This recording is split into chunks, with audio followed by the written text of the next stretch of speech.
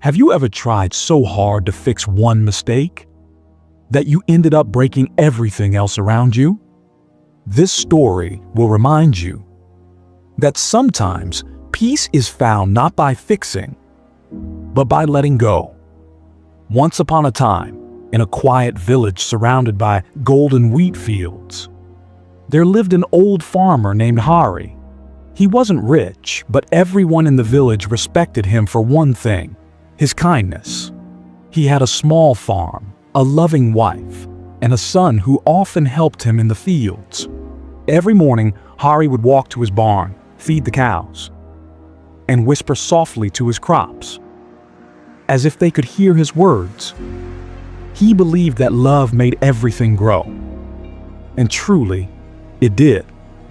His crops were always greener than anyone else's, and his animals were always calm and healthy. One summer, after weeks of sunshine, the clouds turned dark. Rain started pouring, and it didn't stop for days. When the storm finally passed, Hari rushed to check his fields. To his relief, most of his crops were safe.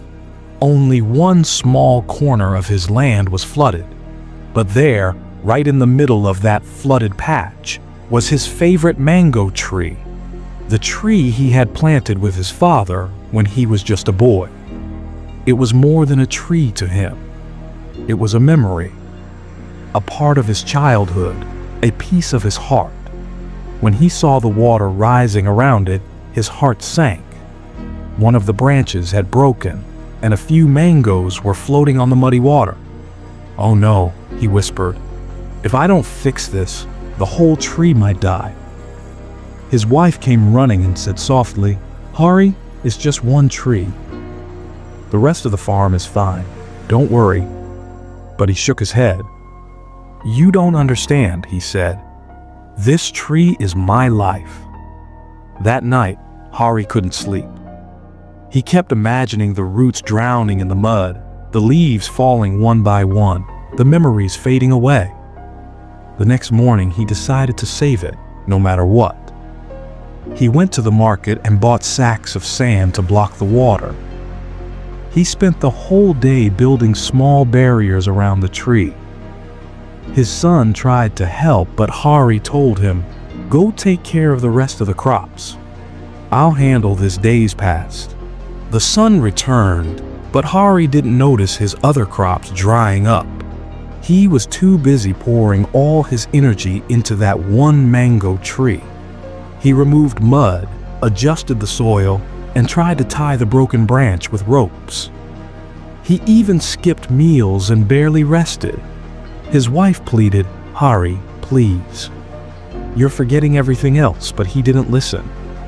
One morning, while checking the tree again, he saw something small, a few new leaves. His eyes filled with tears. "It's working," he said happily. "I knew I could save it." But what he didn't see was that the rest of his field, the rice, the wheat, the vegetables, had started turning brown. Without his care, weeds had taken over, pests had spread, the soil had dried. Weeks later, the mango tree finally looked strong again.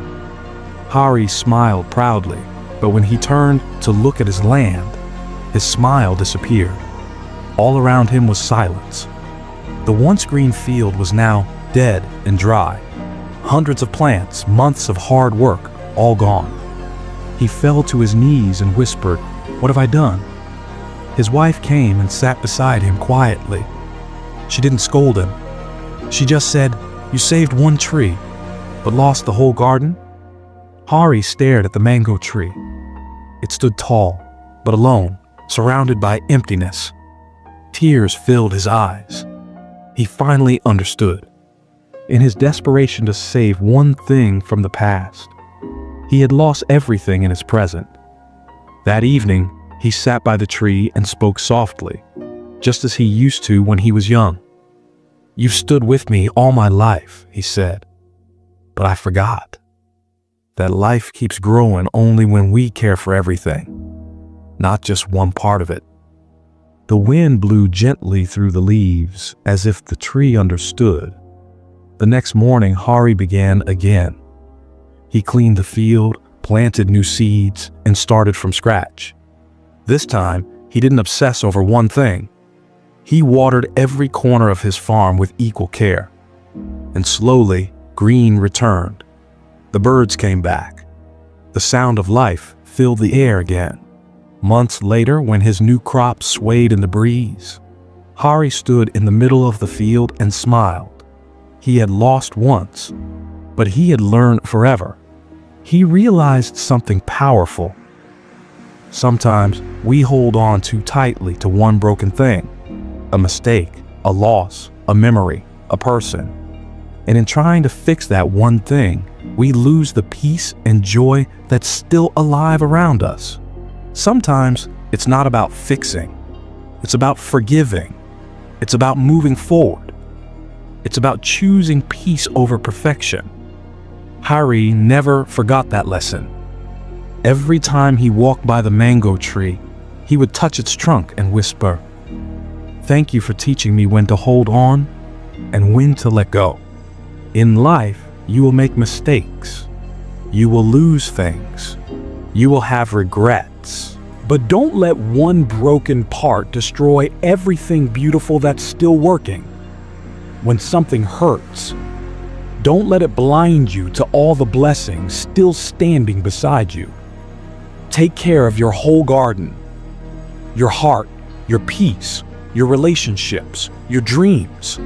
Because what you water grows, and what you ignore withers.